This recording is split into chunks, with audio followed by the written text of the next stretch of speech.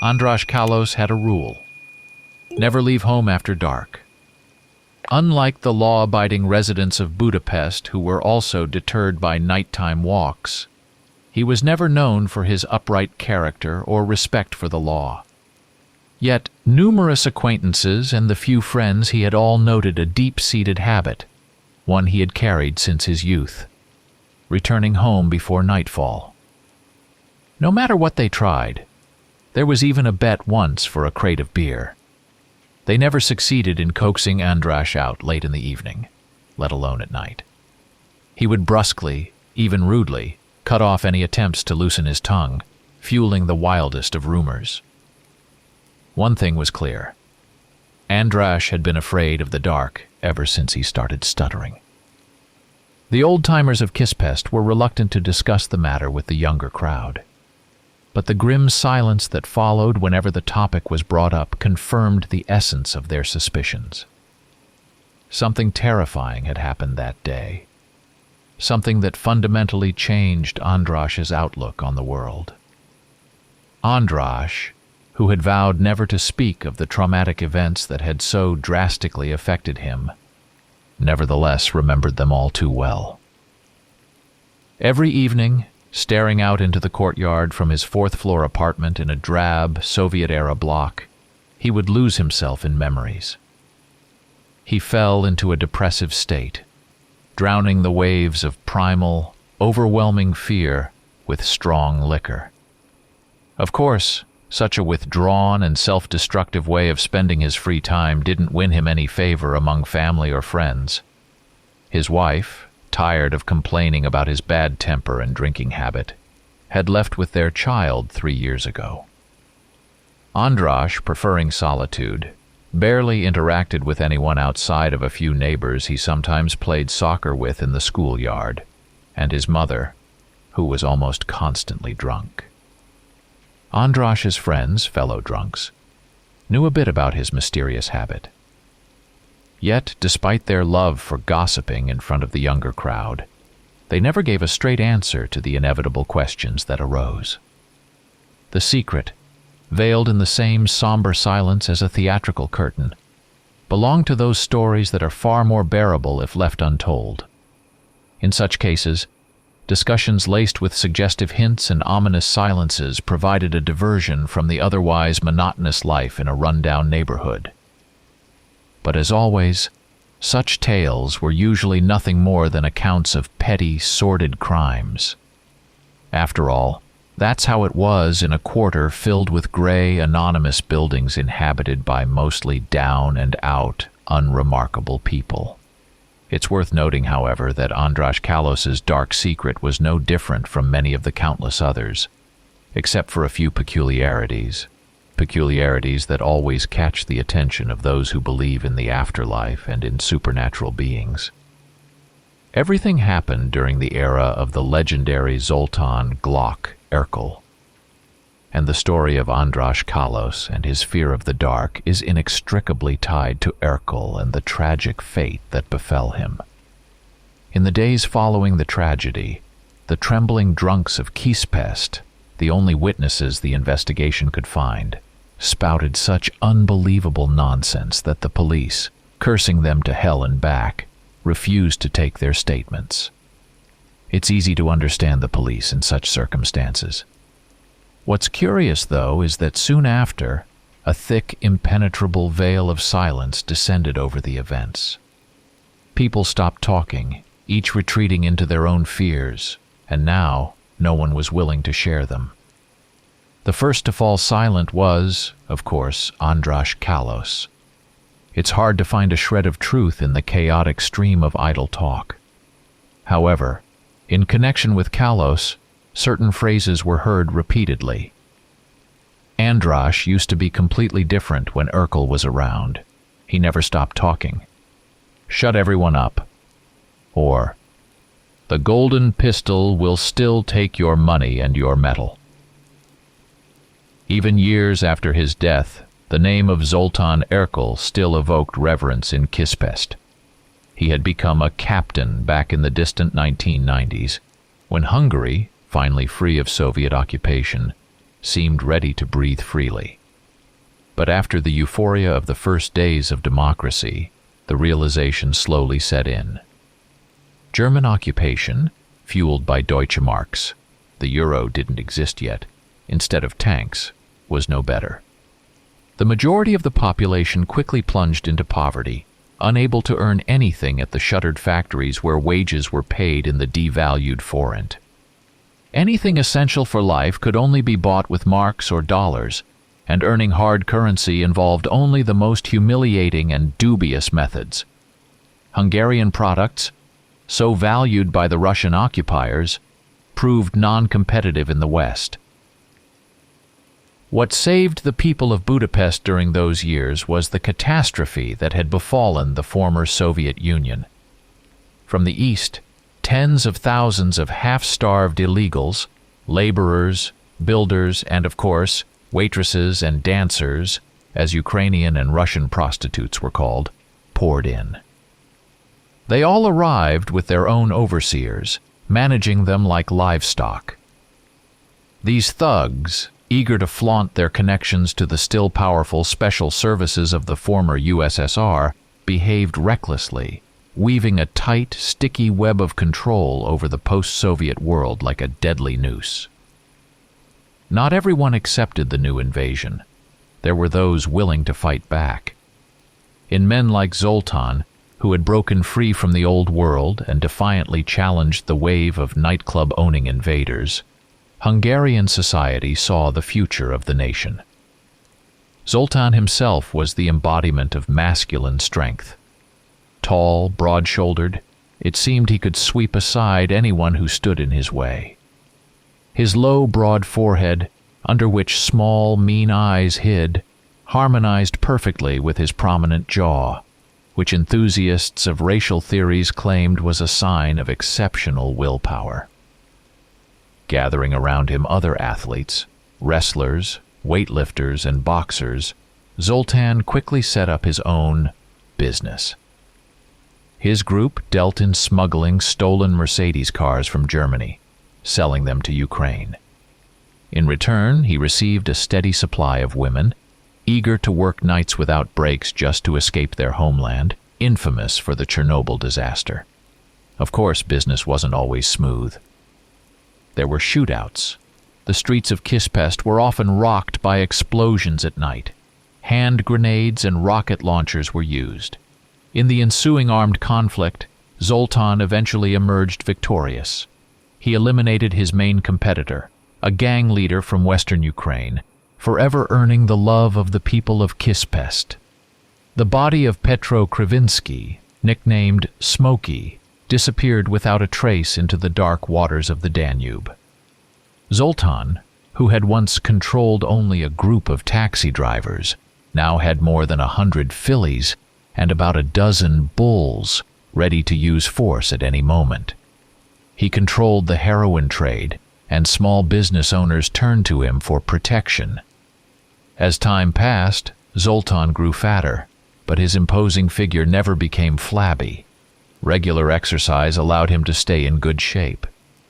In memory of the far more violent times, he always carried a Glock 17. The rectangular body of the pistol, as those who knew Zoltán claimed, was adorned with gold-plated panels.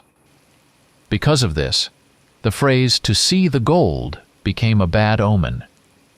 Understanding the situation, many passers-by in Kispest hurriedly removed their gold jewelry when Zoltán's men blocked their way at night. In those distant days, András Kalos was just a kid, one of many who hung around Zoltán and his guys. He preferred skipping school in favor of working out at the gym and running small errands for his idol. Among these tasks, which toughened the boys into real men, one of the most honorable was finding new victims and gathering information on them. Tracking various scum, as Zoltán called his future victims, was a badge of honor, and András spent many hours doing what would one day earn him genuine respect. One such scum was Aunt Margit's new tenant, a student from Tatabánya. The student called himself Vilmos, and every morning took the metro from Kőbánya Kispest station to attend classes in downtown Budapest. One day, after a failed attempt to bum a cigarette from Vilmos, András noted the typical city-dweller accent. A strange kind of scum. Stepping aside, he joined his friends to share his thoughts. Too old for a student and doesn't talk like he's from the countryside. "What do you know about students?" grumbled Imre. "Part-timers study even into their 30s. Some are older." "Yeah, if they're like you and keep getting held back a year," András shot back, his tone full of venom. "He's just a student," Karoli, 12, said impatiently. He was 6 months younger than András, who had already turned 13. András promptly shoved him in the shoulder, hard enough that the boy nearly fell. "Idiot. If they say he's scum, then he's scum. Now we find out the rest." They all fell silent as Vilmos passed by, heading toward the metro. "Freak," András muttered after him. If things escalated and the student retaliated, they could always claim the word wasn't offensive and wasn't directed at anyone specific. But Vilmos said nothing, which only confirmed he was nobody, just a weakling. "He's just a punk," Miklos, the blonde-haired one, said, repeating something he'd overheard from an adult. "What's the point? He probably doesn't even have any money." "Maybe it's not money we need," András said mysteriously. "You mean like, make him our boy?" Miklos laughed. András nodded with utmost seriousness. "Something like that. In a month I'll probably be giving him a red cigarette, you know?" "Oh, you're one to talk." Miklos, using his size advantage, gave András a shove, but lightly. András had the favor of the golden pistol, and the others knew it. András pushed back harder, relishing in the fact that he was tougher. They jostled each other a bit more before turning on the physically weaker Karoli, who got pushed around by both.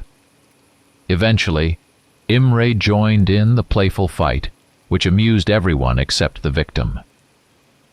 When they finally stopped, red-faced and out of breath, Miklos suddenly asked, "Hey, you think Fat Portish would be interested in this?" Portish was the head of the Kispest police. To suggest that Zoltán Erkel was an informer was an insult. "You're the rat." András punched Miklos in the face. The boy staggered, blood trickling from his lip. A fight broke out, and Miklos got the upper hand, pinning András to the ground and slowly squeezing his throat. "Who's the rat?" "You! You're dead." Miklos squeezed harder. "I'll kill you." András felt his strength ebbing away. It seemed like his eyes were about to pop out of their sockets. Eventually, Miklos let him up and offered a truce. But it was too late. Pushing away the outstretched hand and shoving poor Karoli again, András stormed off to the gym. He planned to tell Zoltán everything. The boss would be furious when he learned what Miklos had dared to do. He found Zoltán the next day. Upon hearing about the fight, Zoltán laughed. "That's nothing. I'm just testing you boys, seeing what you're made of." András was ready to burst into tears. "So you're not going to punish him?" The thick eyebrows of the boss shot up, forming a triangle on his rectangular forehead. "For what? You hit him first." "But he called you a rat." András knew exactly where to place the emphasis. Erkel grimaced and turned away. "He just beat you up, and you're complaining like a child." "And even if I am complaining, I fought for you." András wasn't about to back down, not when he'd suffered for a righteous cause. "That's true," Erkel smiled indulgently. "All right, let's see what we can do about it." With that, they parted ways.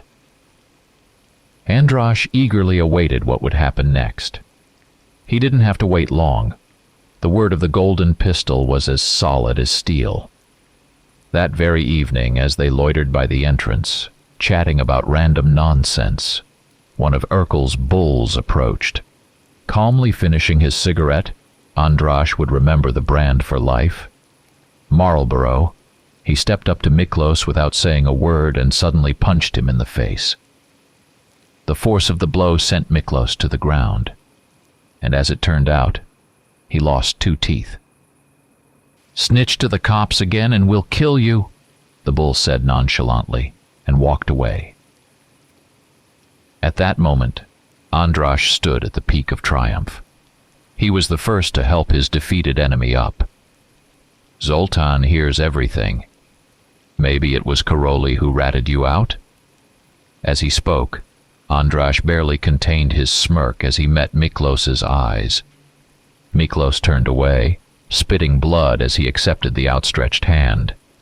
Andras's authority among his peers soared after that incident. They would respectfully pat him on the back, saying what a tough guy he was. Urkel even let him hold his golden Glock once. At the same time, Andras's responsibilities grew. He was now trusted with leading a small group made up of his younger neighbors. One such task was to apply constant psychological pressure on Vilmos, who, it turned out, was a student at the Faculty of Humanities at Eötvös Loránd University in Budapest. Vilmos was seriously studying history, clearly aiming to become an archaeologist. Every time he stepped outside, they had to provoke him, and if he reacted, they were to report to the older boys. They, as Urkel promised, would deal with the pedophile with full justice. It was a gray autumn morning, cold dew clinging to the air. The rusty spring-loaded door of the building creaked open, and out came the thin figure of Vilmos, wearing a faded blue hoodie and worn black jeans.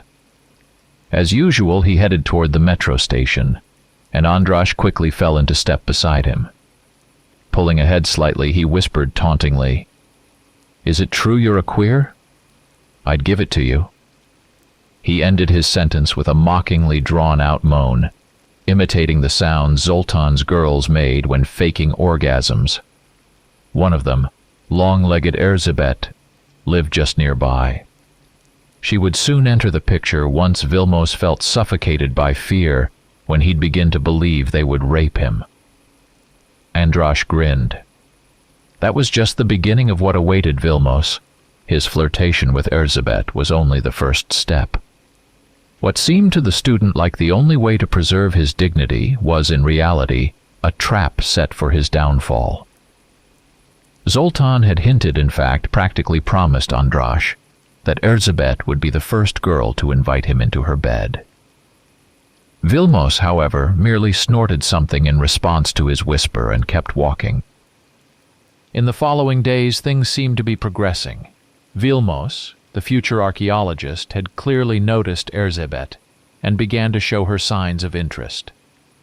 She, as expected, responded with ambiguous answers, keeping the flame of hope alive in her admirer, while maintaining her distance. When the boy and the girl finally exchanged cell phone numbers, Andras allowed himself a smug smile. Now he just had to report everything to Urkel. Erzsébet also had to regularly inform her pimp, but as experience had taught, strict control was essential in such matters. If you didn't keep a tight leash on the prostitutes, they would quickly scatter. Zoltan had drilled that into him many times. Proud of the important role entrusted to him, Andras hurried to the boss. 2 left turns, a crossing at the narrow one-way street, and there they were. Those familiar gray steel doors leading to the well-known basement. Noticing there was no padlock on the door, Andras felt a surge of excitement. He was lucky to catch Zoltan during his morning workout. He descended the concrete steps into the musty room, dimly lit by a single bulb under a cardboard lampshade. Andras punched the hanging heavy bag near the entrance as he approached Urkel. The boss was sitting on a bench near the weight rack. After a brief greeting, Urkel did another set of reps. Andras stood ready to spot him. As Zoltan's hands trembled and he grunted through the final 6th rep, Andras positioned his fingers under the barbel, ready to assist if needed. But there was no need. Erkel sat on the bench, his massive chest heaving. Sweat dripped from his thick neck, his enormous biceps bulging under the damp shirt as he shook out his arms to relax. Andras wrinkled his nose at the stench of stale sweat that seemed to permeate the unheated room, but then thought. Part of that stink came from his own hard work, and of course from Zoltan. With a force of will, he summoned his anger to suppress the homosexual attraction that surfaced unexpectedly, even landing a few punches on the heavy bag as he'd been taught. It didn't go well. Apparently, he couldn't bring himself to feel angry toward Zoltan. Zoltan moved to a different station. With foam padding between his neck and the bar, he crouched under the barbell set at shoulder height. Grunting, he squatted 6 times, then slowly, allowing Andras to assist, returned the weights to the rack with a loud clank. "I'm going to be like Arnold," Zoltan bellowed, then turned to Andras, his tone shifting. "All right, what's up with that scumbag Vilmos?" "He's wagging his tail," Andras replied, mentally evaluating Zoltan's workout. It seemed today was a circuit training day for the boss. Zoltan grinned widely. "He'll get his tail handed to him unless he's real sweet on that girl, huh?" They laughed. "Aunt Margit's been chipping away at him bit by bit." "He's ripe," Zoltan continued. "You won't see the whole picture of this student. But I'll show you the best part, how he grovels on his knees." Erkel ran his massive hand over Andras's head, making him grimace with a grin. "Kispest is ours." From the interrogation record of Julia Koltai, librarian, age 26. Question: Are you well acquainted with Vilmos Kovac? Answer: Yes, well, that is, not really. Question: Please give a more precise answer. I meant, I know him better than most of the other visitors to the library. But of course no. Question: Not as close as you'd like to be, huh? Are you married? Koltai seems visibly flustered. However, she soon regains composure and firmly, defiantly meets the investigator's gaze. Answer: No, I'm not married. Nothing ever happened between me and Kovac. Her voice trembles, as if she's on the verge of tears. Question: But you were interested in Kovac. Describe him. Answer: Vilmos is attractive, I guess. In fact, his appearance is quite pleasant. He's of medium height, well-proportioned, neither burdened with fat nor overly muscular, not bony either. His face is oval and balanced, his nose straight, with wide nostrils that don't detract from his overall look. His eyes are black, like obsidian, in stark contrast to his very pale, delicate skin. He has a high, slightly convex forehead, which suggests intelligence. His black hair is a little curly. I think he could use a haircut, but it actually suits him. Question: When did you suspect that the documents under the name Kovac were forged? Answer: I was registering him. Everything seemed fine. Kovac, Vilmos, or whatever his name really is, always came only during my shift. I took it as a sort of personal attention. Question: Please give a precise answer. When exactly? Answer: on the day of his last visit. Now, the 2nd of November. Question: Did something happen? Were you disappointed in Vilmos? Answer: You could say that. I guess that's the best way to put it. Kovac took a medieval manuscript in one of the Eastern languages, Farsi, I think, and started reading it aloud. It was a bizarre, almost shocking scene.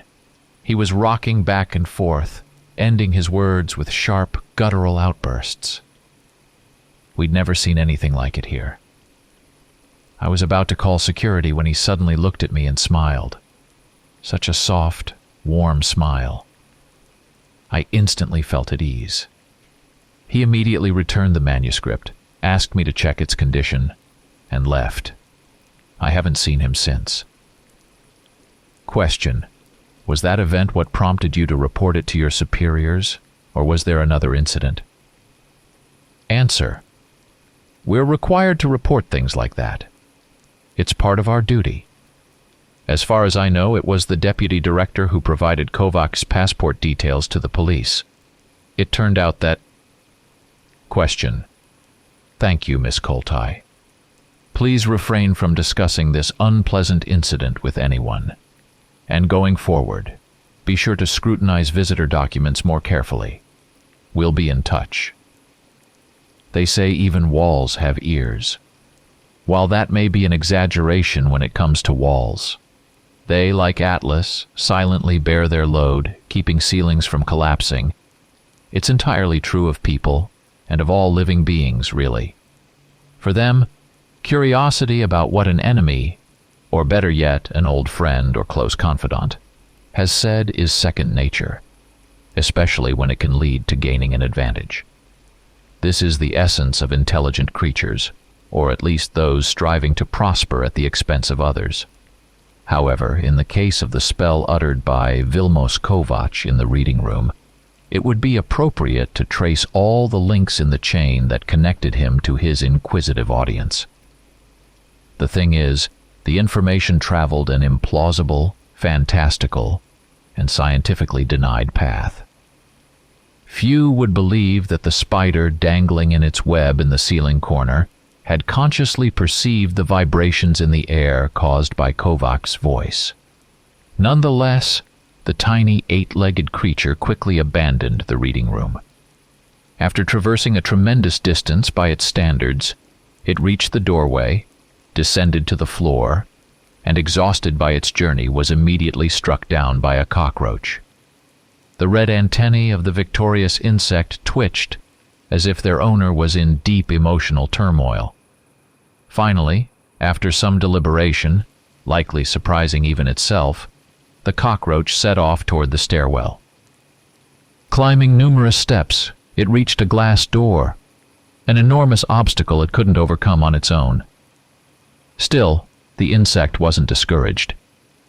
Like a dog waiting for its master, it settled nearby, awaiting an opportunity. Within 5 minutes, a small, frail man in a tweed coat pushed the door open from outside, struggling with all his weight. The cockroach seized the moment and, defying common sense, exited the warm building. Its rashness was soon punished. After barely covering 5 yards, it became the prey of a brown rat, whose curious triangular snout had emerged from a nearby burrow. The rodent, having just started its feast, suddenly abandoned the cockroach's body. As if recalling something, it dashed off, its tiny legs moving rapidly along the sidewalk. It changed direction several times, following the layout of the streets, but its path seemed to lead east. By the time it neared the city's outskirts, its strength was nearly spent. Night was falling, and in the deepening twilight, it was hard to spot the winged shadow that swooped down decisively from the treetops. A sharp squeak, and the lifeless rat, clutched in the talons of an owl, was lifted into the sky. However, within moments, the owl released the still warm corpse, and with a powerful flap of its wings, headed east. Its long flight, aided by favorable winds, ended in the early hours before dawn. The owl landed on the wrought iron fence surrounding an old Gothic-style mansion. The bird sat for a while, resting from its long journey, blinking its massive golden eyes in a daze. Finally, the darkness beside it quivered like a rippling curtain. A giant bat, twice the size of the owl, lunged at it. The airborne predators filled the night with the sounds of their battle. The owl fought fiercely, despite its fluffy chest now stained with blood. The bat's long fangs sank into the owl's throat, and it was no longer able to resist, its feeble attempts at fighting back proving futile. They landed together on the ground. The unequal fight was over. Where the motionless owl lay, a tall figure rose to full height. It bore little resemblance to a bat, except for the blood spots on its pale, human-like skin.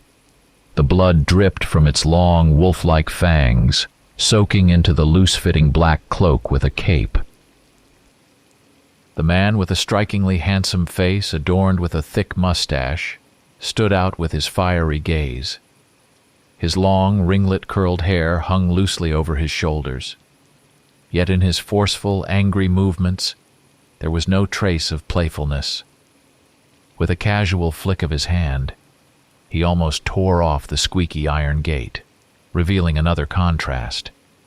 His superhuman strength did not match his slim frame. Taking broad, soundless steps toward the front door, he disappeared into the unlit mansion just before the first rays of the sun touched its surface. From the interrogation record of Margit Antal, housewife, age 49. Question: what is the source of your income? Answer: I rent out a room to out-of-town tenants. Sometimes I sell things at the market. Question: what is it? It is recorded here that in 1987 you were prosecuted for violation of laws.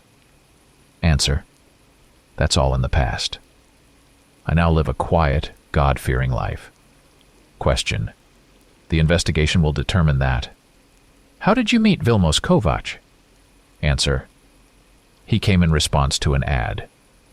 When I'm looking for a new tenant, I write them myself on little pieces of paper and put them up on the poles. Question: are you referring to this ad? Answer: let me take a look. Yes, that's the one. Question: the handwriting doesn't match yours. We checked. It was written by your underage niece, Timea Herzl. Answer: yes, Timea often comes over to help me. Question: she's already been detained for prostitution. Are you aware of that? Answer: we live in difficult times. Question: we'll come back to that. But remember, we have enough evidence to charge you with pimping again. Now tell me about Vilmos, who recommended him to you. Answer: he really did come through the ad. I can even show it to you. I asked for his passport, copied down his name, last name, address, everything by the book. And let me remind you that I was the one who reported Vilmos's disappearance. Question: on the very day we had already dispatched an officer to you. You merely persuaded him to wait while you wrote the report. Interesting. How did you manage to do that? Answer: ask him. Question: we will. Perhaps we'll visit you and your niece as well. Now, about Vilmos. What were his habits, his interests, his tastes? Who did he associate with?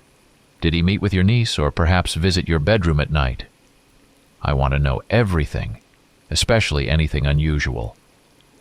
Answer: Vilmos was very quiet, reserved, though polite. He paid his rent on time. Every day he went to the city center for his studies, or so he said. I believed him because he really did study. He carried textbooks and other books, made notes. He didn't spend time with Timea, and our conversations were brief. As far as I know, he didn't drink, although he did smoke, and I always made him close the door to the hallway and open the window. A girl. He was acquainted with Erzsébet, you know, that tall, skinny one, always in stockings, even in the cold. She lives in the next building. That's all. Though wait, no, hold on. Question: something else? Speak up. It could be important. Answer: I know the police don't usually take such stories seriously, but given the circumstances. Question: go on. And remember, your fate is in our hands. Answer: all right. Listen. Last Sunday when I was at church, the young man who called himself Vilmos Kovac, let's continue using that name until his real one is confirmed, didn't attend church on Sundays. The newly revived religious fervor among the Magyars, much like a fashion too expensive to afford, had passed him by. Still, his Sunday routine hardly reflected idleness.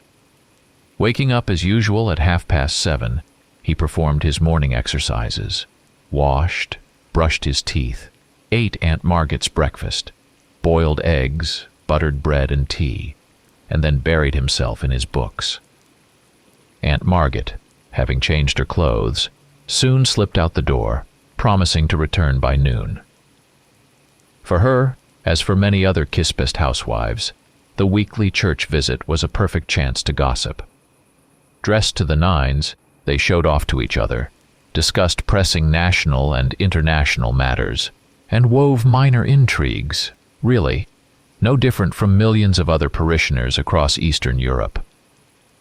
The slow progress of cable television in these countries, combined with the rapid collapse of party committees, had revived the church as a more ancient form of public entertainment.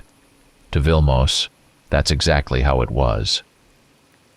He spent his own time on things far more meaningless, or so it seemed to the average person, studying palmistry, astrology, and an ancient, now lost dialect. The existence of this language, with its vocabulary and phonemes that had so astonished Julia Koltai, was hotly disputed by most linguists.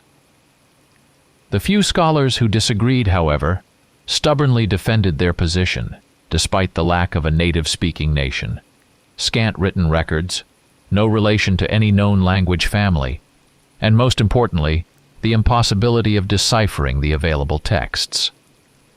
As you might guess, Vilmos belonged to the latter group. Moreover, he was one of the few who, having made progress in unraveling ancient texts, was in no hurry to share it.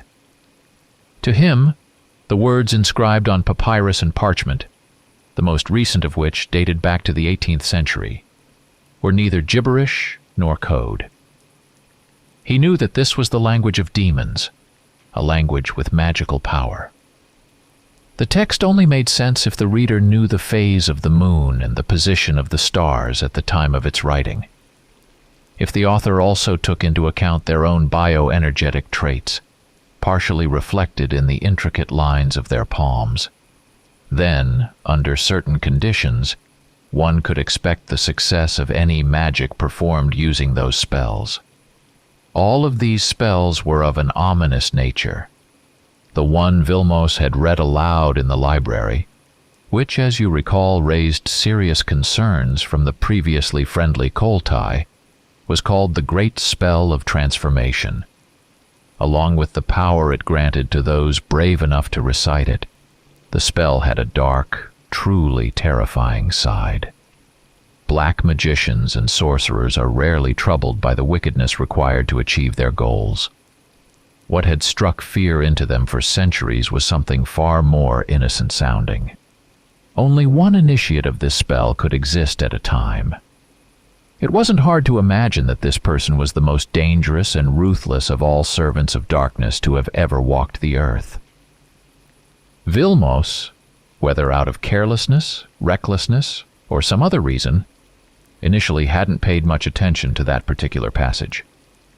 It wasn't until he spent time alone with the old, tattered, leather-bound volumes that he began to arrive at truly unsettling conclusions. The bearer of the spell already existed, and their power far exceeded Vilmos's modest abilities. Worse yet, by uttering the words long forgotten, he had challenged someone who had likely already planned his gruesome demise. Despair gripped Vilmos's heart with an icy hand. He stood up, opened the window, and lit a cigarette, gazing distantly at the bleak view of Kispest. The dying autumn landscape, with its few bare trees and yellowing grass, perfectly complemented the lifeless concrete outlines of the buildings. The black strips of asphalt connecting the structures looked like haphazardly thrown packing tape, abandoned mid-task. Suddenly the sound of a door lock clicking startled him. However, his fear proved unfounded. Aunt Margot had returned from church, but something had clearly disturbed her, and sensing trouble, Vilmos quickly finished his cigarette.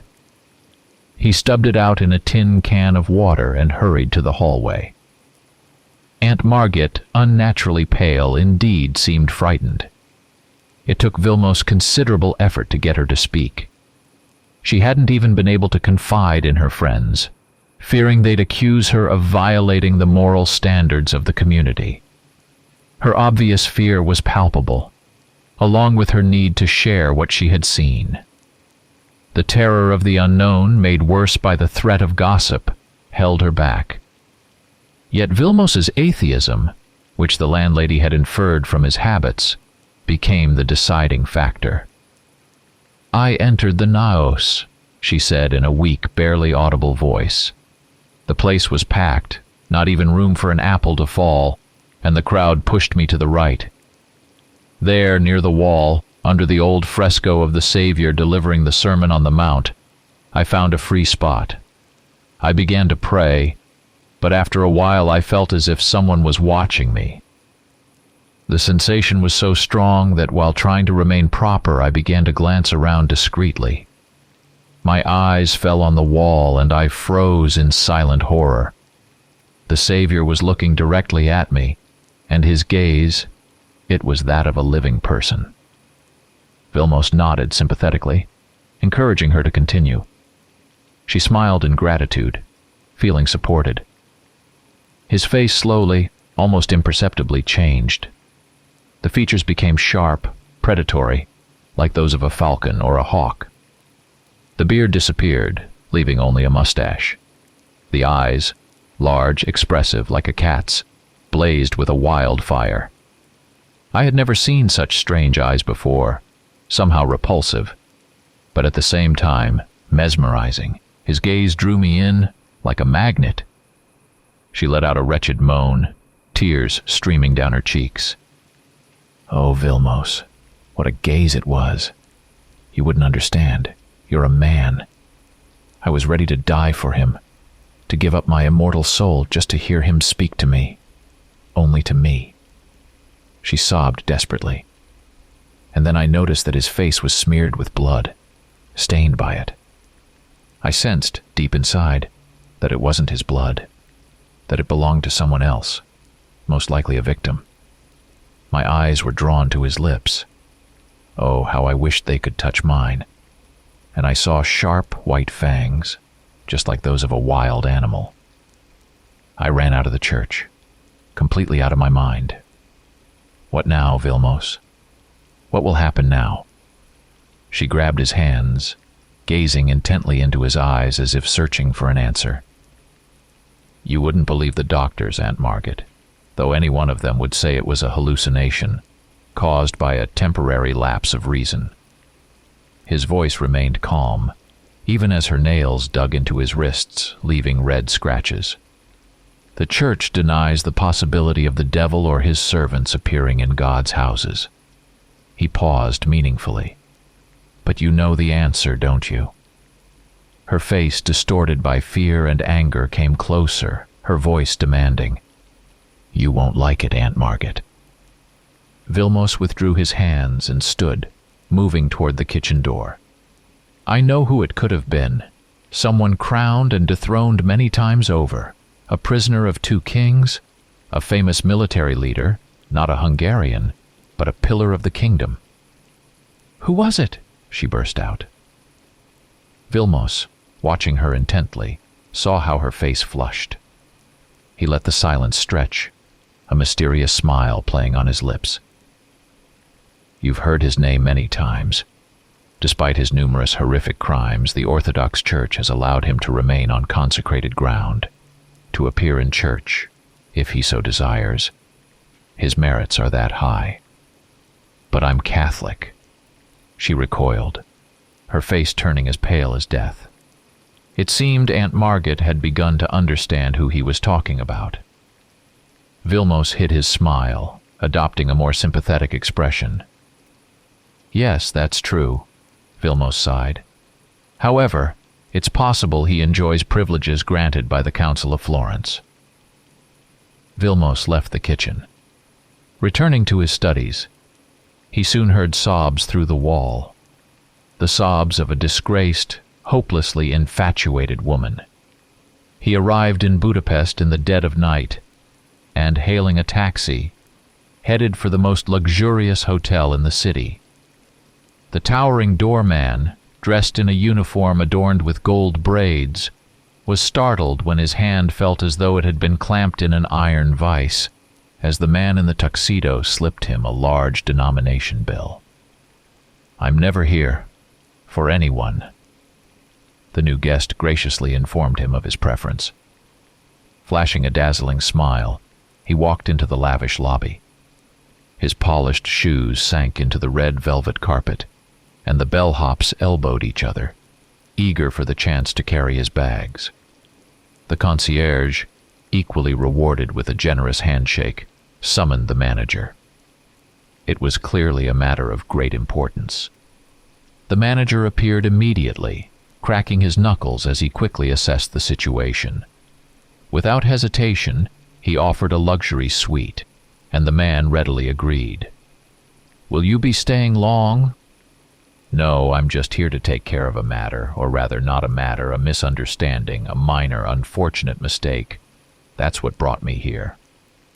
His accent and manner of speaking struck the manager as unusual. Suspecting he might be dealing with royalty, the manager stretched his mouth into a fawning smile and, smoothing his slicked-back blonde hair, opened the registration book. "And how shall we address you?" he asked, summoning everything he'd ever read about nobility from the recesses of his memory. "Vlad," the man said simply. Adjusting the pristine bow tie of his tuxedo, he removed his silk gloves and, tucking them into his top hat, began to play idly with a silver-capped cane. The manager broke out in a sweat. He had only ever seen such people in films. Out of the corner of his eye, however, he noticed the large diamonds set into the man's gold cufflinks. There was no doubt this new guest was fabulously wealthy, and that excused any eccentricities. "And your last name, sir?" the manager asked, straightening up, his hands gesturing helplessly. "Ah, my last name." The man laughed, his voice clear and melodic, and shook his long, curled hair. "I'm usually called Quizzically, if that means anything to you." Judging by the expression on the manager's face, some vague suspicions stirred in his mind, but he quickly dismissed them. Filling in the remaining fields, he handed over the registration book for a signature. The man who had introduced himself as Vlad left a broad, ornate flourish. Twirling his cane as he walked, he headed toward the elevator. An unexpected turn, and the words spoken with hidden menace nearly caught the manager off guard. And yes, most importantly, their gazes locked. "I'm never here. For anyone." In his suite, the man wasted no time, diving into the strangest activity the hotel's security staff had ever witnessed. Watching Vlad quizzically on the monitor connected to the hidden camera, they were shocked to see the guest draw a circle on the floor and inscribe a symbol inside it before abruptly standing upright. At the very moment Quizzically uttered a short word in an unknown language, the hotel's power went out, and the image vanished from the darkened monitor. Cursing loudly, the shift supervisor, Dinesh Horvath, sent one of his men to figure out what had happened. When the power was restored, it turned out Quizzically hadn't lied. He was truly gone from the room, gone for everyone. The wind ruffled the curtains through the wide-open window, beyond which the lights of the night city flickered. However, Vlad's mysterious disappearance had been preceded by a conversation with the entity he had summoned through magic. Considered ancient even when humans first built Kedingir, or Babylon, their first great city. The spirit, which appeared at his call, could instill terror in any mortal with just its appearance, but not in Vlad. A prominent ally of evil, Vlad stood calmly, arms crossed over his chest, addressing the terrifying, wavering figure before him. "You summoned me. What for?" The voice of thunder echoed in Vlad's ears, unheard by anyone else. "I've been challenged, my lord. Someone is attempting to master the great spell of transformation. I wanted to know if you were aware of this, and whether I've incurred your displeasure through some careless act or thought." The demon laughed, and Vlad trembled from the pain that shot through his body. "You brought it upon yourself with your caution, Vlad. It's been a long time since you last stepped out of isolation. I have found a young adept, compliant, energetic, and capable." "I'll have to kill him, my lord," Vlad replied, his voice humble but resolute. A coarse laugh was his answer. "Go ahead. Kill him 100 times if you wish. But remember, his vow will become your burden. You'll have to finish what he began in haste, without thought, to its conclusion." Vlad nodded grimly, as if hearing something he had long suspected. "And what vow will fall to me?"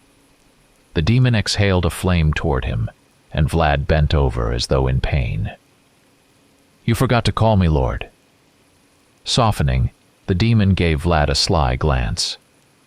"It's no easy task, and it was taken up by a madman who's unlikely to succeed.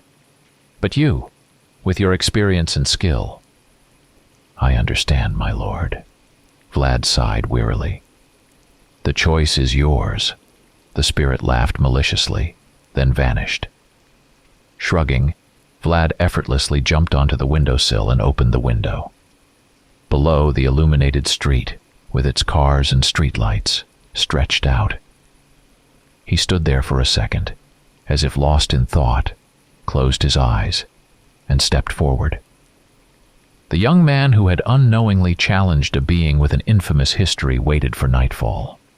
He could feel the power of the great spell of transformation working, and it intensified as night approached. By the time the moon rose, it would be in full effect. With every passing minute, as the sun sank lower, the changes in his bones and muscles, altering the very structure of his cells, sped up. The spell would work, one way or another, though this might be the only time. Vlad would fiercely defend his privileges, and in their clash, only one would survive. An inexplicable melancholy gripped Vilmos. What is life? Does Vlad truly live? And could his own existence be called life if his body's physiology were to change irreversibly? As with any scientific experiment, only empirical experience could provide a definite answer. He laughed bitterly. His previous life was over. He'd had enough signs to know that. Sent by forces so powerful that resisting them was pointless, they signaled that the time of transformation into a new form was near, and perhaps the transformation would only be a transitional stage. If he failed tonight, his spirit would be sent to places where he would endure the most terrifying tortures imaginable, and they would last forever. In the morning, a terrified Mrs. Antal had told him that she had seen blood everywhere, on the walls, on the floor. The sight of scattered innards had left her in a near catatonic state. When the vision had vanished, it had taken her hours to recover. And then Vilmos had heard the blood-curdling scream again. Rushing to the kitchen, where the landlady had been trying to heat some food, he had seen long, repulsive white worms, up to 8 inches long, crawling toward the paralyzed woman. The putrid stench, forcing him to cover his nose, came from a pot of spaghetti that had undergone a grotesque transformation overnight. It had taken considerable effort to get rid of the slimy, foul creatures. Finally, after crushing the last worm and making sure it had stopped moving, Vilmos had been able to catch his breath. He sent the unfortunate landlady to her bedroom, where, judging by the sounds, she alternated between praying and weeping. He then tried to make sense of the situation. Vlad was pushing him out of the corner he had hidden in, while simultaneously demonstrating his power. Vlad's abilities were immense if they allowed him to not only inflict visions upon Aunt Margit, but also bring them to life. The next step from his adversary would be even more dangerous. Aside from the obvious threat Vlad posed, Vilmos had another obligation to fulfill. a debt owed to someone far more terrifying than even 10 Wallachian princes combined. Sweat broke out on his forehead. To think things through, he sat down on a stool with black steel legs that poked out from beneath the seat like the legs of a giant spider, covered in a woven rope cushion. His mind raced. There was still a chance of great success, if only one of his bold assumptions, based purely on guesswork, proved true. But what were the odds? He smiled humorlessly. This entire endeavor was an act of desperation, a doomed attempt to stand against a vastly superior force. The more he struggled, the deeper he sank into the dark mire. Surely Aunt Margot had already reported his passport details to the police, or at the latest, she would do so in the coming days.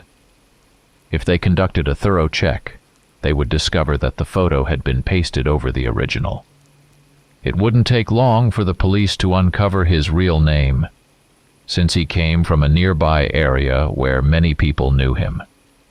To be honest, he also had distant acquaintances in Kispest, and it was his burning hatred for one of them that had driven him to these strange and mysterious actions over the past few months. Some of them had even sent shivers down his spine, causing his hair to stand on end. The young man, who had almost bid farewell to the name Vilmos Kovac, glanced once more at the fading sun. The orange orb, nearly swallowed by the jagged stone and brick landscape of the residential district, cast its final, faintly warm rays. Night was coming, and everything would change. He felt an unusual surge of energy. No, not quite energy. On the contrary, a wave of weakness and drowsiness, as if he were sick, and his thoughts moved sluggishly. At the same time, something deep inside him grew stronger. It controlled his body with startling ease, as if against his will, giving his movements a strength and precision he hadn't known he possessed. The animal inside him was awakening. The dark, primal instinct cast off by humanity in prehistoric times when they embarked on the path to civilization. Now, roused from its long slumber, it grew in strength and size, magnified by magic, promising only tragedy and death in the future. Still, as always, he could say that he had no choice. Shaking his head, the tenant glanced at the clock. Less than half an hour remained until his meeting with Erzsébet, who had finally agreed to a date. Erzsébet. The thought of her revived his spirits. She reminded him so much of someone who was no longer here. He stood up and began pacing nervously around the kitchen. The thought of what he had to do filled him with dread. And yet, looking into Erzsébet's eyes and imagining the other woman in her place, he couldn't turn away from the path he had chosen. In the end, he thought with bitter cynicism, the greatest evil he would commit would be against himself. The young man who called himself Vilmos took one last look around, then put on his hat and jacket and left. He knew for certain he would never return for the rest of his belongings.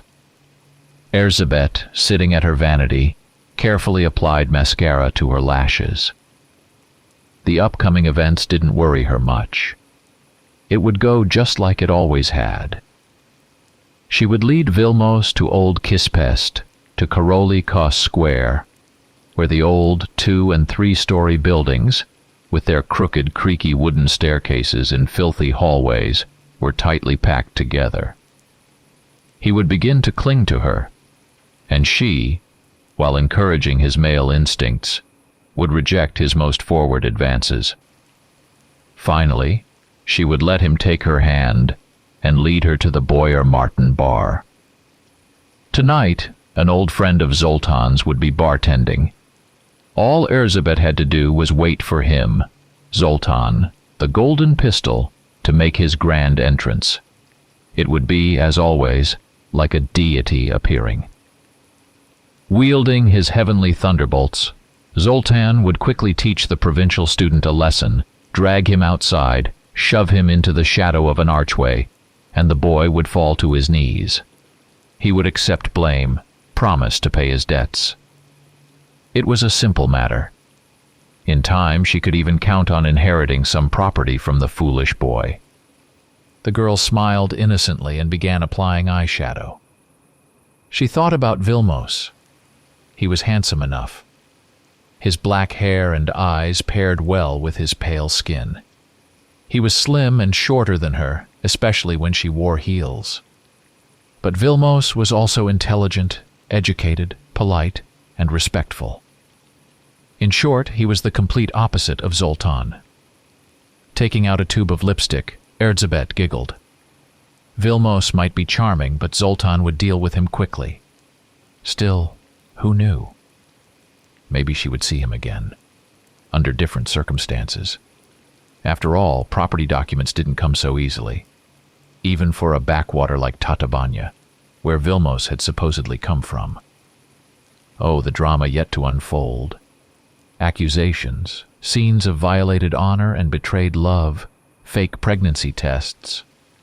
By the time all this was over, Vilmos would have found himself a nice, respectable girl from a good family. Someone insufferably prim, aloof, and invulnerable, like a fortress. But of course, no idiot, not even one from Tatabánya, would choose a prostitute like Erzsébet over such a girl.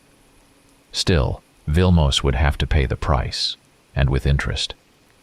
Erzsébet's pretty face twisted into an unpleasant grimace. All men were the same. It would probably be better for Vilmos if he escaped with just a few bruises and disappeared from her life. But judging by the importance Zoltan and his backers had placed on tonight, things were much more serious. Something about Vilmos hinted at a secret. Or perhaps the daddies just had no one else to demonstrate their power to. She winced, recalling the aging, bloated men who only got excited by seeing girls with boyish figures, and almost swore under her breath. Zoltan was a monster. One day they'd find him at the bottom of the Danube or dumped in a trash heap, hands tied behind his back, with a bullet through his skull. She felt a chill. What would happen to her then? She was already 22 and still unmarried. Who would want a prostitute? Whenever someone showed interest, Zoltan would come and shake them down for money. If there was no interest, there was no money. It was a vicious cycle. The thought of turning 30 one day, unable to earn enough to support herself and her parents, filled her with fear. With a sigh, Erzsébet stood up and adjusted her bra, which tugged uncomfortably at her blouse. "It's just business, dear Vilmos," she thought, forcing herself to push away any pity for the student. She slipped into her favorite bright red leather jacket and ran off to meet him. At Boyer Martin, despite the late Friday night, the bar was mostly empty. Perhaps it was because Hungary was only just beginning to climb out of the deep pit of economic crisis. The residents of struggling Kispest, once a town in Budapest's sprawling shadow, couldn't afford many luxuries. The bartender, a large blue-eyed man with hands as soft as a woman's, nodded to Erzsébet, an old acquaintance, and poured 2 mugs of beer for the young couple. Frowning, he demanded immediate payment. "Balázs is strict tonight," Erzsébet giggled, crunching on some chips. She was tall for a girl, not quite tall enough for modeling, but with a great figure. She made up for her small chest by showing off her wasp-like waist, swinging hips and long, slender legs. Tossing her permed and colored hair, she immediately began to hypnotize Vilmos with her gray eyes. He smiled and relaxed, starting to talk about himself. Right away, it struck her as odd how his story about being from a provincial town didn't match his noticeably refined accent. "What are you studying at university?" she asked, with almost genuine curiosity. Vilmos smiled weakly and pushed his beer aside. "I'm studying to be an archaeologist." "You mean you dig up graves?" Erzsébet laughed. He accepted the challenge, launching into a story about his future profession. "Well, sort of. Excavation is an important part of the job, but it's not everything. You have to be able to properly evaluate the finds. That requires complex dating techniques, including equipment analysis, fluorescence, radiocarbon. He hesitated.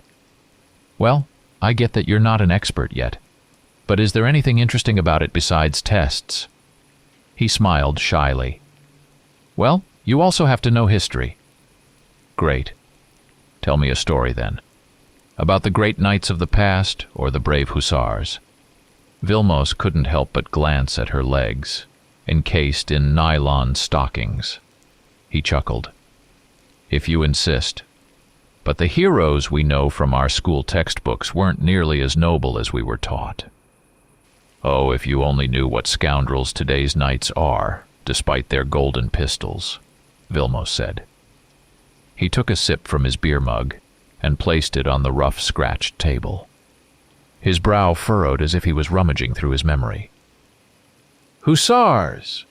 Hussars as a type of cavalry were created by Matthias Corvinus, but according to several respected historians, he borrowed this type of light cavalry from the Wallachian voivode Vlad III, or Dracula. Dracula invented the hussars? No way. Yes, he did, Vilmos replied condescendingly. His hussars were known for their bravery and cruelty.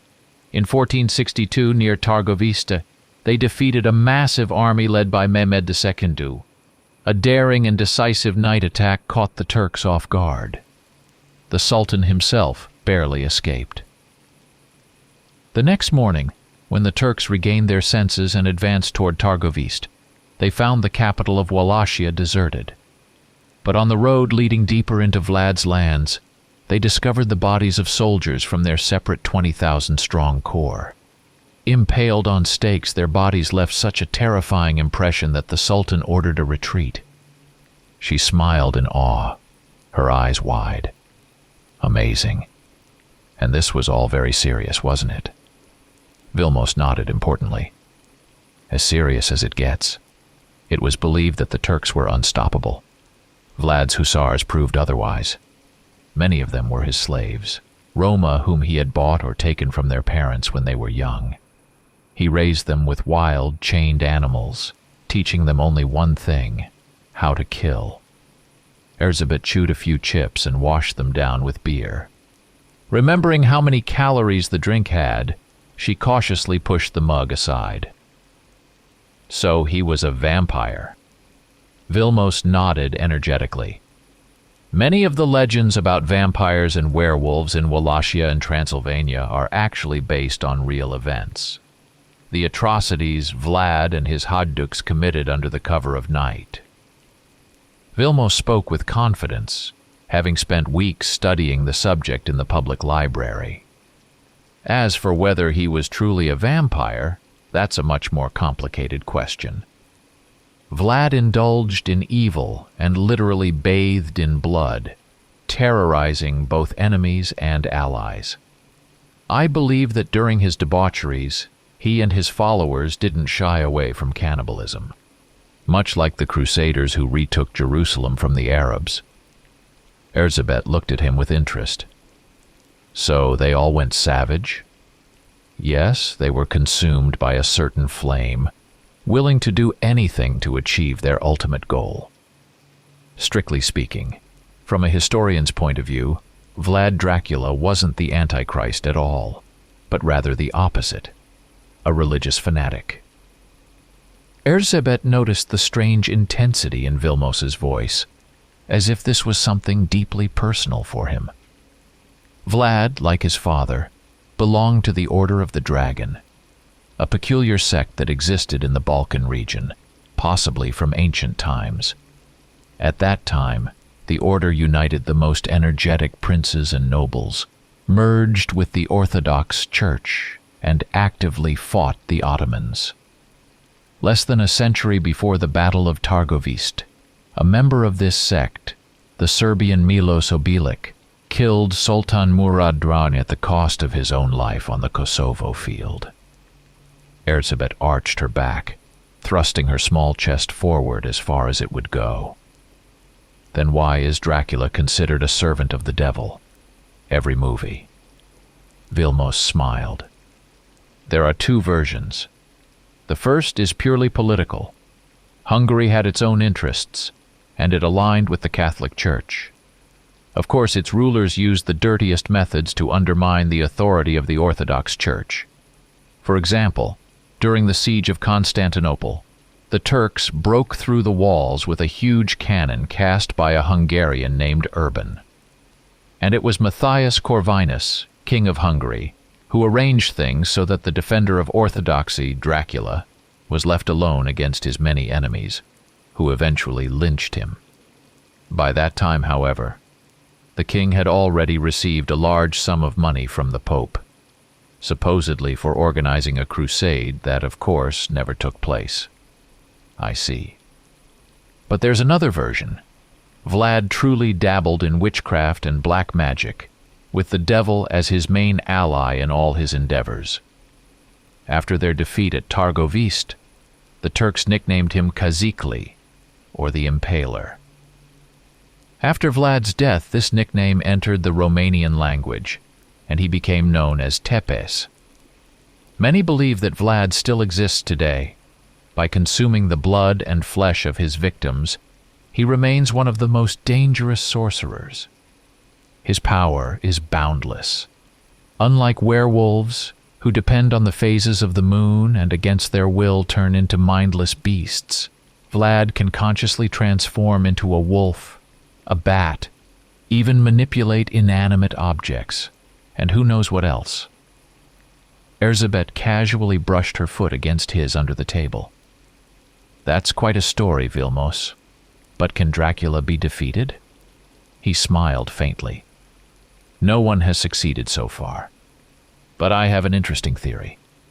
As he accumulates power, he also becomes more vulnerable to something that could be deadly for him. She leaned back in her chair and waved her hand dismissively. I know. A cross, a stake, sunlight. Even Buffy could handle him. Vilmos's face grew deathly serious, his jaw clenched. You have no idea what you're talking about, Erzsébet. Hearing her name, the girl flinched. Vlad's power is immense, and all those methods are mostly ineffective. The chronicles murmur darkly about the horror that has haunted the people of those lands for centuries, and no one has managed to do anything about it. Erzsébet was silent, fear flickering in her eyes. However, I can boast that I've found something that may well be Vlad's Achilles' heel. Vilmos fell silent, and an awkward pause followed. Finally, Erzsébet regained her composure and dared to speak. Interesting. Are you religious? No? No, he answered firmly, lost in his own thoughts. My story is different from Dracula's. That's not what I was asking, the girl laughed. Erzsébet suddenly thought he might be connected to the Serbs. After all, it was a Serbian terrorist who once shot the Austrian prince, starting World War I. That would explain the interest the daddies had in some student. Hey, does the Order of the Dragon still exist? Vilmos forced a weak smile. Good question. In a way, I'm searching for its traces myself. But here in Budapest, I've only found vague hints of its continuity. And in Tatabánya? We're not in Tatabánya now? Vilmos shrugged. But you could say that since the Order of the Dragon descends from serpent cults of prehistoric times, its members, those in local associations and secret societies, still fight evil and enjoy a certain respect in society. You know, status. He made a crude gesture mimicking male genitalia. And Erzsébet, feigning innocence, raised her eyebrows dramatically and turned away. And you could say they still exist here. Of course they should wear expensive jewelry like large gold chains. Erzsébet giggled, imagining what the golden pistol would say about that. It was clear. Vilmos had some connection to the Serbs, or maybe he was even a Serb himself, who had come to Budapest under fake documents to establish ties with the local underworld. If that was the case, he was in for a rude awakening. The Danube was deep, and it knew how to keep secrets of mysterious disappearances and murders. A black car pulled up to Boyer Martin at dusk. Neon lights seemed to caress the sleek, shark-like body, flashing off the windows and chrome details. Zoltan parked in plain view of Erzsébet, but she, not wanting to scare off her client, pretended not to notice his arrival. The six-cylinder turbo diesel, with a scratched-out serial number, growled one last time and fell silent as Zoltan climbed out. Dressed in a black leather jacket and jeans, he heavily planted his feet in short boots on the cobblestone. His gaze swept the area, noting the movements of his underlings, including the very young Andras, who appeared from the shadows like wolves ready to assist their leader. Zoltan saw nothing threatening in the scrawny student from Tatabánya. Still, safety first. It was this adherence to rules that had earned him his status in the criminal world. Zoltan approached the bar door and yanked it open with both hands, flinging the double doors wide. Every movement of his large body exuded raw physical strength, an unstoppable force capable of crushing anyone in its path. However, as he looked at Vilmos, he worried more about not breaking the boy's bones with a clumsy gesture. At this stage of the game, while the client was still proud and hadn't acknowledged his debts, caution was key. He didn't need any trouble with the police over some. Nodding at Balazs, who was calmly wiping down the counter, Zoltan approached the pair without asking permission, and sat down next to the student, nudging him aside with a light push of his shoulder. Erzsébet went pale and gave a strained smile. "This is Zoltan, my boyfriend. I told you about him. Zoltan, this is Vilmos." If Vilmos had been allowed to speak at that moment, he would have said that Erzsébet had indeed mentioned someone named Zoltan, and once even talked about having a boyfriend. However, there had been no mention of a towering thug showing up unexpectedly, which made the surprise complete. "I'll deal with you later," Zoltan growled at the girl, glaring threateningly at her. "And who's this? You two in love?" Erzsébet quickly gave a brief report. "Vilmos is an archaeologist. He's looking for the secret order of the dragon. They're Serbian Orthodox terrorists." Zoltan, listening to this nonsense with a contemptuous smile, turned his gaze to Vilmos. "So you're a terrorist? A bomber?" He slapped the student on the shoulder, nearly knocking him off his chair. "My granddad was a Croat. We don't need Serbian killers here." Two of Zoltan's henchmen entered the bar, also sporting the same short-cropped, almost bald haircuts and leather jackets. Sitting at a nearby table, they created a barrier, making it clear to the other patrons that they shouldn't get involved. There was still Balazs. Suddenly, the bartender raised his meaty hands and shouted, "Zoltan, no fights! No fights in this place, you hear me? I don't want the cops showing up." Zoltan flashed a wide smile. "Come on, Balazs. We're just talking, right, kid?" Vilmos, clearly frozen with fear, couldn't muster a word in response. "And even if we have some disagreement about the lady, we'll step outside and settle it like real men. Isn't that right? You're a man, aren't you?" Zoltan smiled encouragingly at the student. Vilmos gave an unsure nod in response. Erzsébet stood up, her face full of annoyance and anger at the two aggressive men. "I think I'll be going now." Everything was going according to plan, Zoltan thought, mentally praising the girl. But he still had a part to play. Grabbing her hand with his meaty paw, he hissed menacingly, "Wait for me in the car, idiot, and don't you dare smoke in the cabin." With that, he handed her the keys. Erzsébet sighed and gave Vilmos a sorrowful look. Shrugging, as if lamenting that he didn't have his own BMW, she wiggled her hips and clicked her heels as she walked away. At the door she struck a practiced pose, turned to cast a final inviting glance, and then, shuddering, she almost stumbled. Vilmos's face had changed, becoming unrecognizable. His eyes had suddenly turned pitch black, even the whites darkened. Shaking her head, trying to dispel the illusion, she looked at his eyes again, only to find they were gone entirely, just gaping voids.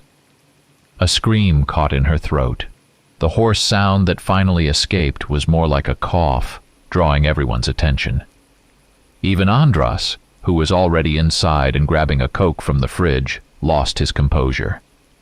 The bottle slipped from his hand, shattering into countless pieces on the floor. "Hey, kid, you're paying for that," Balazs reacted immediately. Andras glanced at Erzsébet, but she was already gone. Shrugging, he turned back to the bartender. "Yeah, I'll pay, Balazs, don't worry. I'll even grab another one." Andras, speaking with a slight hint of indifference, found an empty table and casually opened a second bottle of Coke, using his plastic lighter to do so. Balazs, cursing the kid under his breath, swept the bubbling puddle on the floor with the mop several times, then began to collect the shards of glass. Zoltán glanced in disbelief at the student sitting next to him. "What did you do to scare her, you idiot?" When Vilmos turned to respond, his voice was unexpectedly steady and calm. "I've been wanting to meet you, Zoltán, because I've heard a lot about you. Maybe you've heard my name before. My real one, I mean, or maybe you haven't. Either way, our meeting has finally taken place." His words, full of self-assuredness, made the bald-headed guys sitting nearby turn their heads. The brigadier gestured impatiently for them to stay put. "And besides, seeking revenge on you, Zoltán, and correcting what you've done, I'm looking for a special person, a ruler, a man whose weapon is not made of iron, but of gold." Zoltán's jaw dropped in shock. He instinctively felt for the Glock tucked in his waistband. "I need such a man to complete a ritual. And you, Zoltán." The student suddenly raised his voice, drawing the attention of those around. "You possess a quality that can only be found in Budapest." "And what quality would that be?" Zoltán asked, barely containing his irritation. The situation became clearer. Erzsébet had spun some tale for this student, and he must have brought a knife or pepper spray with him. The student definitely didn't have a gun. Aunt Margit had searched his belongings several times and never found anything like that. It's the stupidity of the last idiot on earth, who thinks he's smarter than everyone else. The patrons, already paying close attention to the conversation, turned away again. The boy had just signed his own death warrant, and there was nothing anyone could do for him now. Andras laughed silently and hunched his shoulders, as he used to do in school when he'd pulled a prank on the teacher, like sprinkling chalk on their back. It was damn hard to keep from laughing, and he covered his mouth with his hands.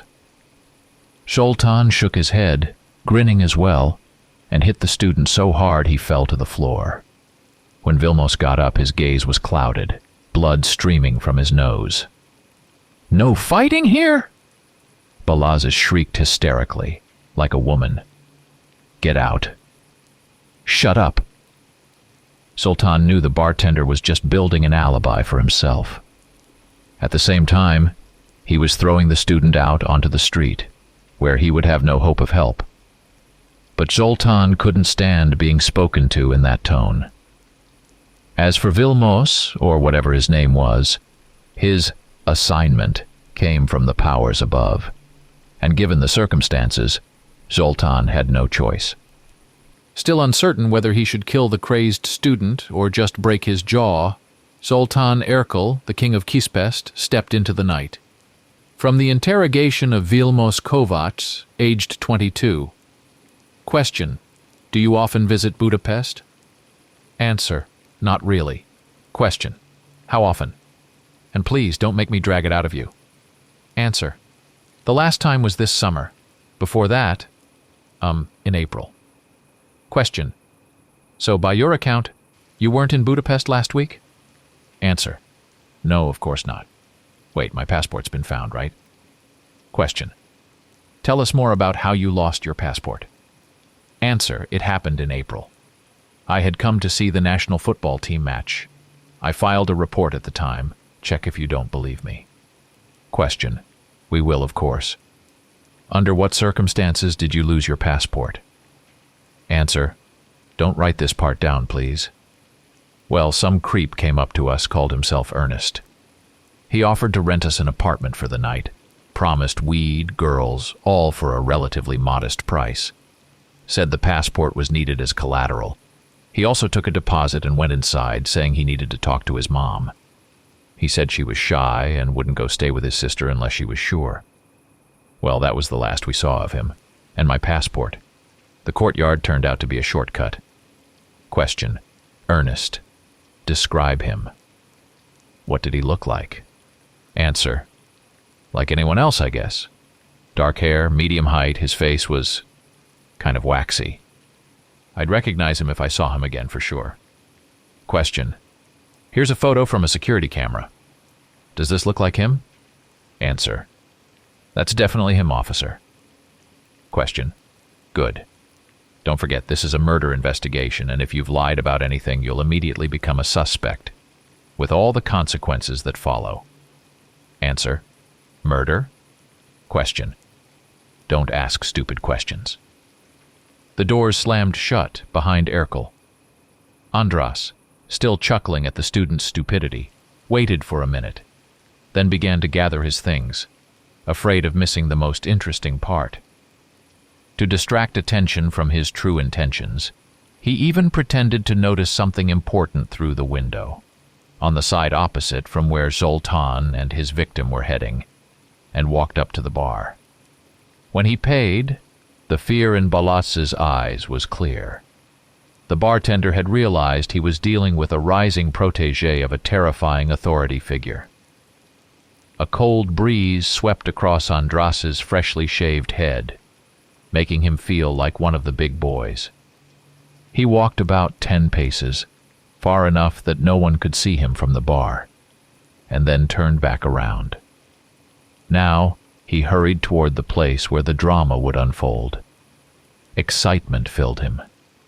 The boy stalked through the darkness, avoiding the few pedestrians until Zoltan's BMW came into view. Bathed in the bright light of a nearby street lamp, it seemed not to reflect light but to emit its own glow, a radiant symbol of criminal success achieved in the murky depths of history. Erzsébet sat in the passenger seat, smoking through the slightly open window. Andras fixed his gaze on a nearby archway, where the student from Tatabánya was likely whimpering for mercy right now. Behind him, he heard footsteps. 2 fighters from the bar, his backup, were leaving. After saying their goodbyes, they also walked away. No one expected any trouble from the student. Everyone was just concerned with their own alibis. Zoltan, used to bulldozing his way through things, clearly didn't care. Andras smiled in admiration as he watched the scene unfold under the archway. Zoltan had just bunched up Vilmos's jacket and lifted him with one effortless motion of his left hand. His right still held a lit cigarette. Andras covered his mouth again, unable to suppress his laughter. He also caught fragments of a conversation he technically shouldn't have heard. Ernest? Who the hell is Ernest? Zoltan growled in a low, animalistic voice. She didn't introduce us, unlike Erzsébet, the student rasped. Maybe you don't remember her. Clara Szechenyi. The name rang a bell for Andras. According to Erkel, that chick went completely off the rails. A few months ago, Clara had taken her own life. Never heard of her, Zoltan said with finality. Now you... Suddenly, a horrifying, deep scream tore through the night, filled with agony. It couldn't have come from the frail student's throat. To Andras's utter shock, it was none other than Zoltán Erkel, the Golden Gun, who was screaming. Andras craned his neck, trying to see what was happening, but in vain. Zoltán and Ernest, no, Vilmos, had retreated into the shadows.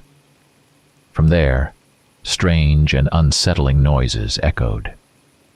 Erzsébet, however, had a much better view, and the sight must have shocked her to her core. The door of the BMW clicked open, and with wide, terrified eyes, Erzsébet leaped out. She ran past Andras without even noticing him, barely recognizing her surroundings. Less than 10 yards away, she tripped and fell. Scrambling to her feet, ignoring her bloodied knees and torn stockings, she took a few more steps, then fell again, smashing her face on the asphalt.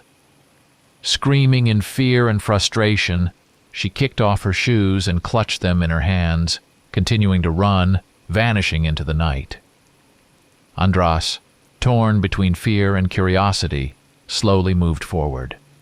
Soon, 2 figures came into view, 2 bodies belonging to men. Well, no, one of them wasn't a man. The teenager shrank back, trembling, and took cover behind the BMW. From there, everything was clearly visible, and between him and the deadly danger now lay a small but crucial distance. The car itself served as a barrier, a steel anchor to reality. That anchor, thin as it was about to snap.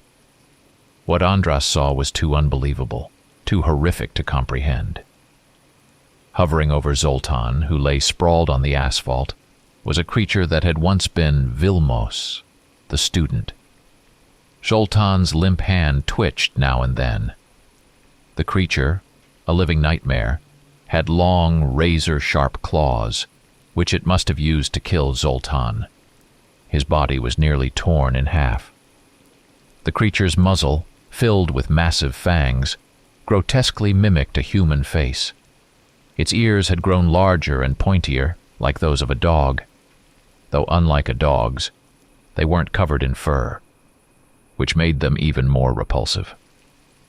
The creature's hair hadn't disappeared. It had turned into coarse bristles, like those covering a wild boar's body. Its bare, filthy gray skin made Andras sick. The creature was doing something to Zoltán, something not good. Andras heard a disgusting crunch. The skull, crushed by powerful jaws, revealed its contents. There were more sickening slurping sounds. Something flashed, and Andras was forced to turn away from the gruesome sight. Ready to run for help, he suddenly saw something that had consumed his desires and hidden envy for the past 1.5 years.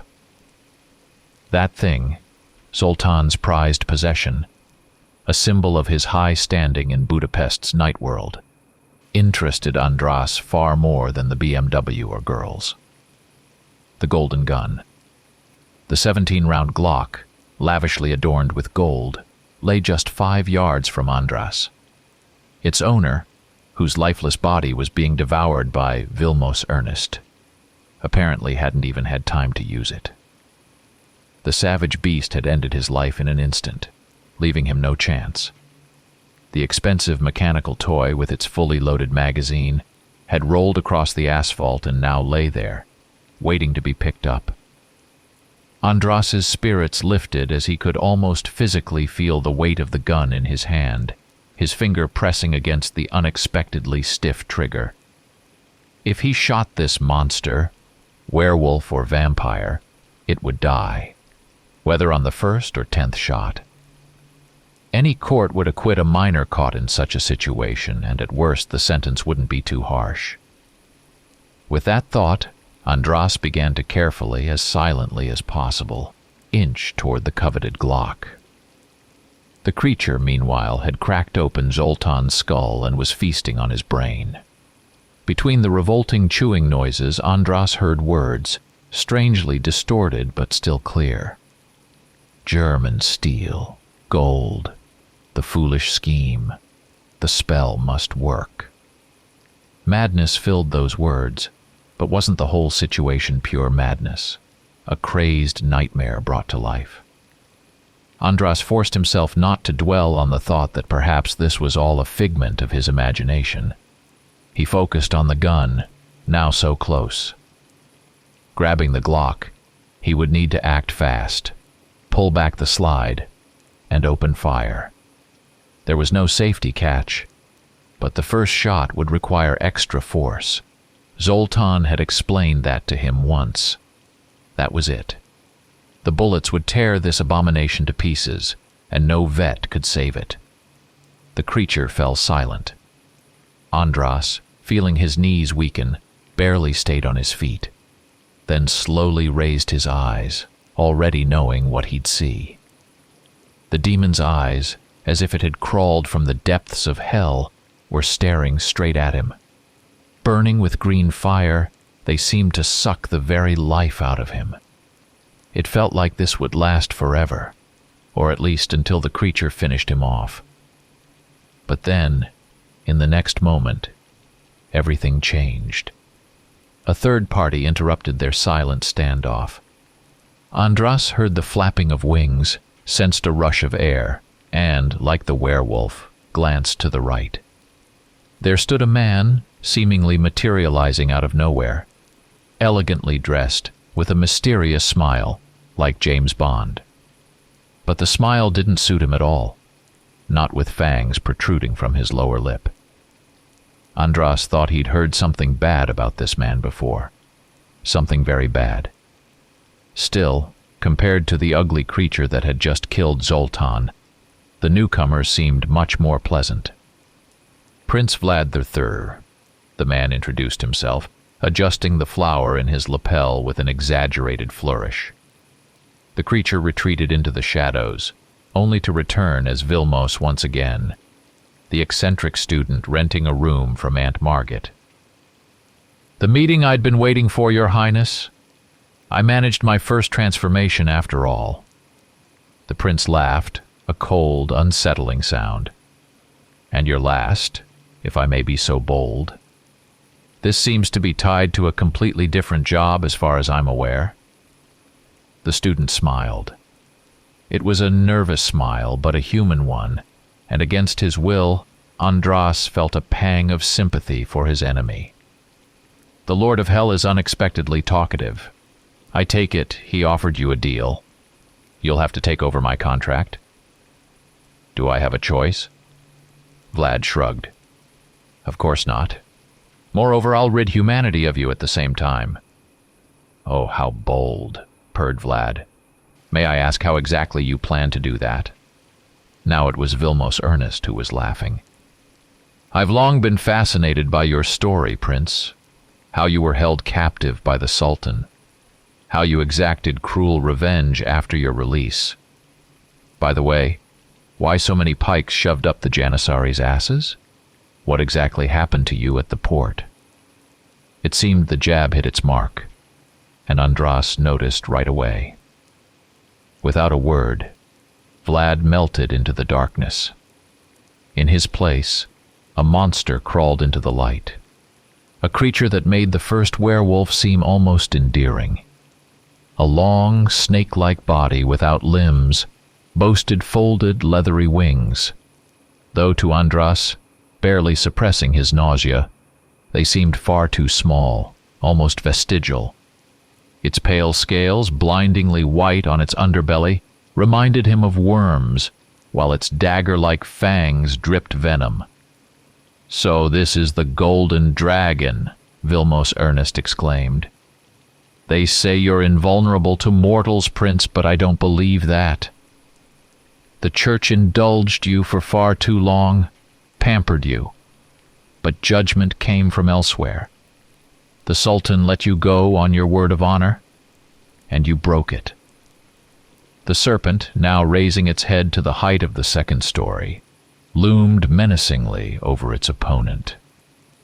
"You're an oath-breaker, Prince, and there's a fatwa on you, issued by the most respected of imams. Have you ever heard the text?" Andras heard the words of the fatwa, apparently in Turkish. and watched as the dragon blackened before his eyes, as though burning under the heat of an invisible fire. Without waiting for the scene to end, he ran. Fear gave him strength, driving him through the streets of nighttime Budapest.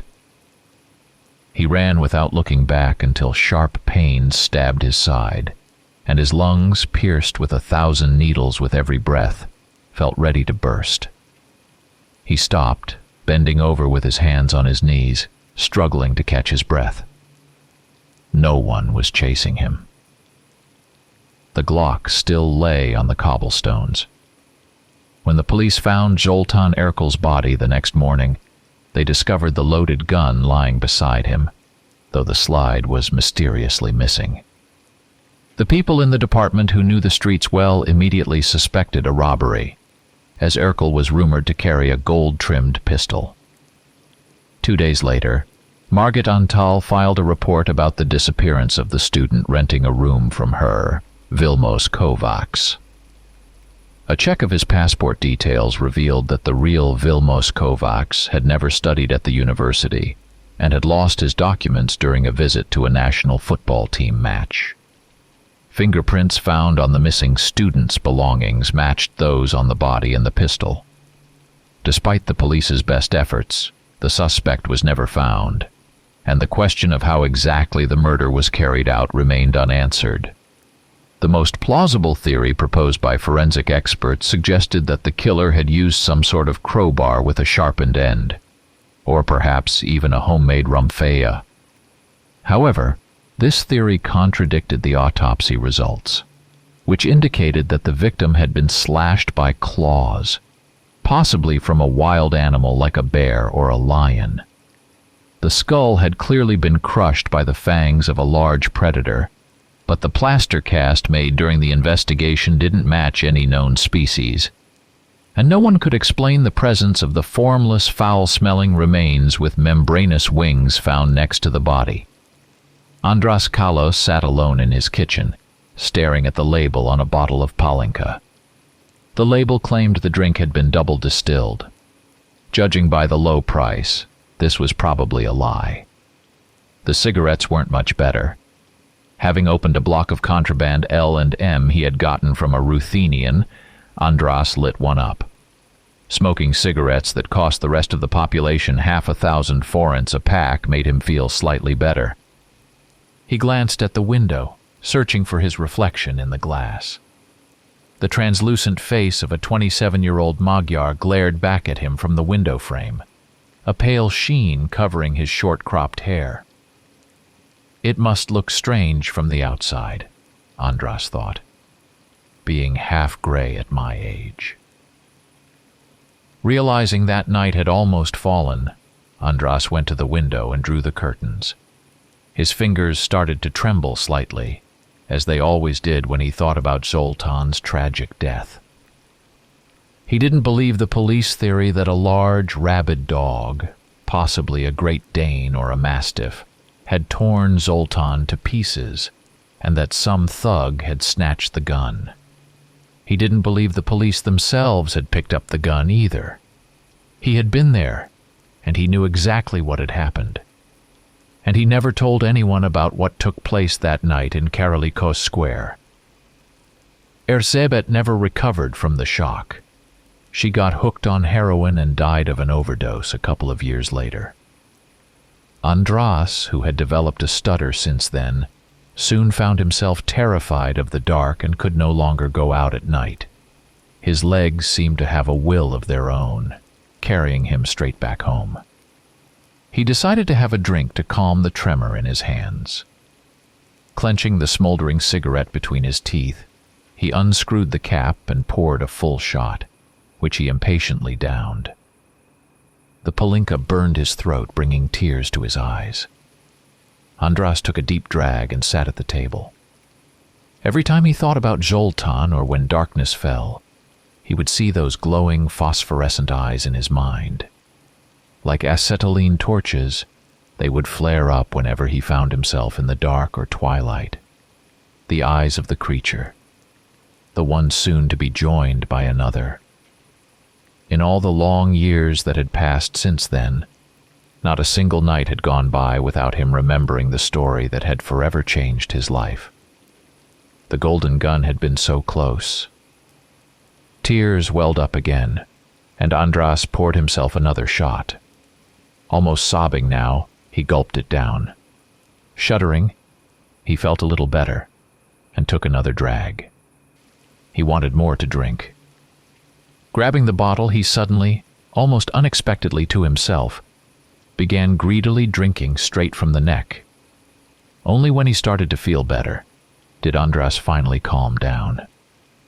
A warmth spread through him, and his mood lifted quickly. Looking at the blurred letters on the label, he brought the bottle closer to read it and realized he was already drunk. Then, Andras recalled a phrase he often repeated to himself, and it plunged him into despair again, forcing him to see those pale green glowing eyes once more. They belonged to the creature that had loomed over Zoltan's body. "Only in Budapest," he stammered as he said it aloud, and then broke into sobs.